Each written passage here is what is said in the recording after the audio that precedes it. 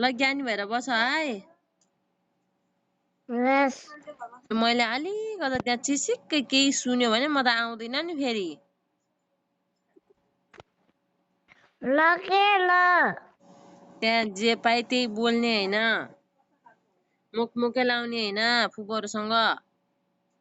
अनि अर्को जे पाइ त्यही खाने होइन, खोइ त त्यो नि। जे पाए त्यही खाने होइन। अनि धेरै मोबाइल चलाउने होइन त्यो नि। ए धेरै मोबाइल पनि चलाउने होइन। अनि धेरै टिभी नहेर्ने भन्ने नि। ए धेरै टिभी पनि हेर्ने होइन। धेरै नचल्ने। धेरै नचल्ने। अर्को घरमा नजाने। ए अरूको घर जाने होइन। ल भोलि बिहान म भइसक्छु ल। लौ ल छोरो ज्ञानी भएर बस ल।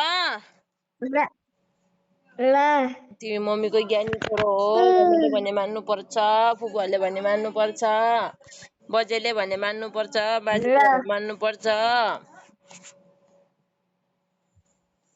बुझ्यौ नि? ल भोलि बिहान भोइस मेसेज पठाउनु है।